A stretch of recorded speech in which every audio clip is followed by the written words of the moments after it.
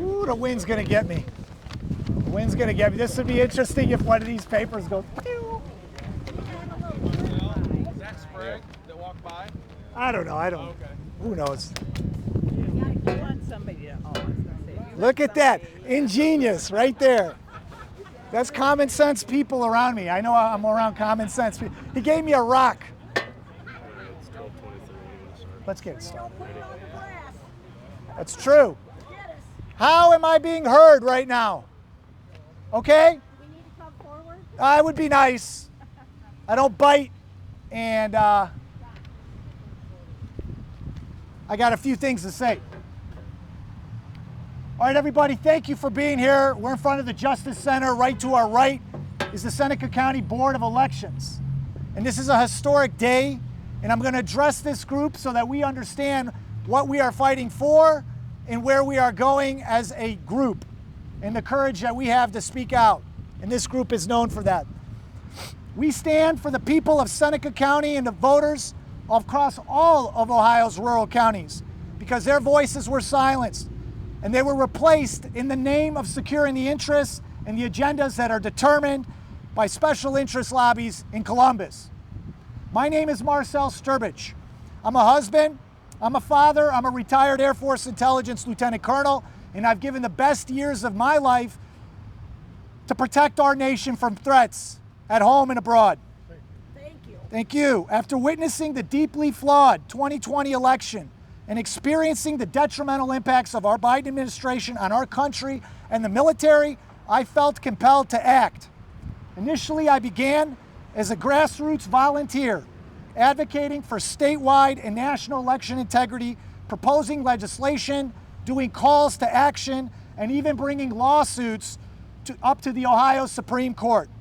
What separates me from my competition is I did all of this as an unpaid citizen volunteer with no expectation other than to achieve what is just and honest. I thought that when I retired from the Pentagon that I would return to Ohio and I would just raise my family of 3 young children and embrace being a civilian. What I came to realize is that the last years have led me to this calling and my desire to serve a whole new meaning. And I've learned that this state is lacking organizational leadership at key offices. In May, I announced my candidacy as a political outsider, a Republican candidate for Ohio Secretary of State 2026. Unlike my opponent, whose career is built on trading favors for endorsements and towing the party line, I spoke up for rural county voters over 2 years ago and took action.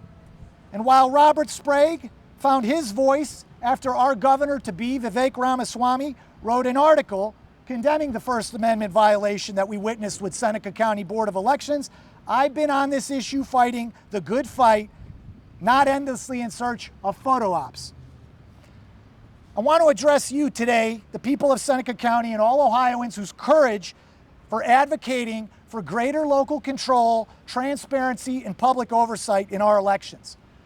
Despite the expectation that we expect Seneca County Board of Elections to reverse their shameful decision that barred petition signers opposing voting machines from serving as polling location managers, the underlying issue remains. Seneca and Monroe County voters are not being allowed to bring forward their ballot referendum initiative, which triggered this constitutional violation of the First Amendment right in the first place. If any elected official, either current or seeking, wants to declare a victory today simply based on a reversal of a wrong decision, they would be sorely mistaken. The fight for Seneca began 2 years ago. I co-authored and testified legislation known as HB 472, the Ohio Votes Count Act, which would have granted counties the right to choose their voting methods through referendums and would have prevented the Secretary of State from denying Seneca's ballot referendum. The Ohio Association of Election Officials, led by Aaron Ackerman and the County Board of Election Directors last year, mobilized to block this legislation. with the current Secretary of State remaining silent and not offering support. After denying Seneca and Monroe County's referendum, the Secretary of State's response suggested now that the law could be changed. But what he didn't mention was that the Secretary of State never offered to publicly support such a law in the first place when they had the opportunity last year. This is a type of political doublespeak that has become the norm as a culture and collusion between Secretary of State, county prosecutors, and Board of Elections and lobbyist associations have combined to deny the will of the people and to bring this ballot referendum and to realize what President Trump has called for, which is election reforms at the state level. We are the group that is pushing for that reform. Undeterred, you, the citizens of Seneca and Monroe County and other counties, organized Ohio's largest citizen-led petition ballot initiative to restore hand counting. Over 1,000 people put their names on that petition ballot. Despite submitting valid signatures, the Ohio Secretary of State, county prosecutors, and Board of Elections blocked the referendum, which resulted in follow-on retaliation against the petition signers who had been faithful and election workers, violating their First Amendment rights.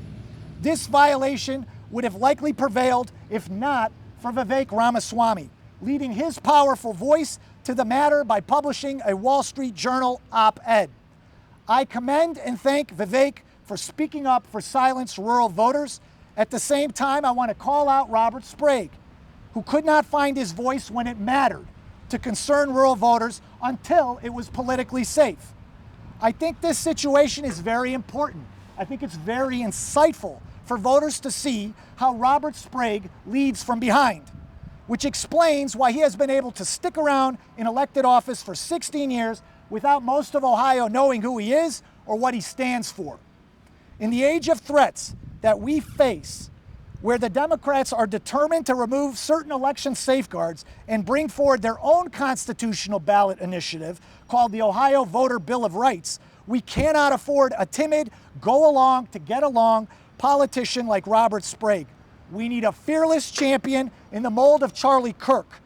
We need political outsiders with deep knowledge, skill sets, and courage, like myself and Vivek Ramaswamy, to lead Ohio out of its complacency and to fight for the future and integrity of our election systems. Discrimination against election workers for questioning voting machines or raising their concerns of election administration is not just limited to Seneca and Monroe counties. Such behavior, many of you don't know, has been common across multiple counties for years and accelerated after the 2020 election when the Department of Homeland Security and its subcontractors invited Ohio's Secretary of State to have access to internet web scraping software tools that the County Board of Elections could use to monitor criticism and produce counter responses online.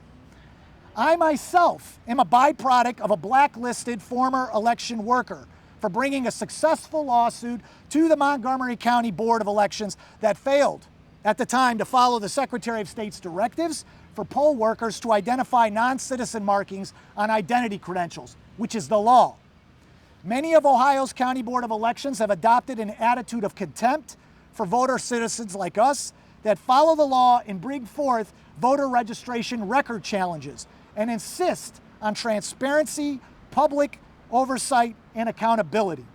This is a byproduct of corrosive culture that is cultivated and encouraged by the Special Interest Lobby Association of the OAEO that provides tools and training for the County Board of Elections and assists with their messaging and their political advocacy work. This unchecked and undue influence between politically appointed County Board of Election directors who comprise the board of the OAEO involves questionable membership payments covered by the Ohio taxpayer. The Ohio taxpayer is paying then for the abuse of their own concerned voters by the Board of Elections who wish to demote and or expel any voice of dissent or reason within their midst. If this hostile attitude or culture is not changed, the County Board of Elections towards voters who disagree with the course of local elections, then our election systems will further grow apart and our most faithful and loyal volunteers will not participate. At recent Monroe County Conference meeting, the OAEO had the following to say when a question came up and was posed about what keeps them up at night. And the response was very revealing about what I just said. The response was the idiots, sheeps, and election deniers that are opposing voting machines. Who says that? Nothing can be more clear as to how some of them feel and view upright, principled, and constitutionally minded voters like us of Seneca County. This hostility toward engaged citizens has to end. Unchecked power and undue influence in our election system leads to corruption and is the single greatest threat to the viability of our in-person predominant voting system. The last 2 weeks have been emotional for a lot of us. It's evident that our country is experiencing a national reawakening and re-examining the decisions we made in the past and choosing to stay silent or move forward. We today are highlighting that the need is to end business as usual politics, political favor swapping, and rigged party endorsement processes in Ohio. My campaign is committed to exposing a real problem in our election systems, the lack of transparency, public oversight, and accountability in our current election system, which, if you think about it, in and of itself serves as the primary source of distrust among voters. We stand today at a critical juncture. President Trump has called for a once-in-a-generation election integrity reform like full voter ID, pre-printed hand-markable paper ballots, and proof of citizenship verification, none of which Ohio's Secretary of State or legislature has implemented. Instead, voters aligned with President Trump's election reforms in Ohio have experienced punishment and are pushed out of the election system process for their viewpoints. This is not the American way. If systemic discrimination against election workers is allowed to continue, whether that be visible, I want to say, or not visible, Ohio risks a severe election worker shortage, leading to precinct consolidation, reduced polling locations, and an increased reliance on less secure remote voting methods. Ironically, this trajectory benefits electronic voting system vendors that are pushing and have products for internet-based solutions, undermining further local election control and public oversight. This is a fundamental and existential battle for in-person, transparent elections. As your next Secretary of State, I, Marcell Strbich, will hold true faith and allegiance to the same. Lead with courage to protect our election systems from fraud, error, and manipulation, and drive out the corruption. We will not only reclaim the voices of rural Ohio, but we will restore your right to decide how you oversee your elections. We will not only reclaim the voices of rural Ohio, we will save our republic, our state, and preserve the sovereignty of bottom-up run local elections. So help me God. Thank you, Seneca County, and let's reverse this decision and keep pushing forward on your ballot referendum. Thank you.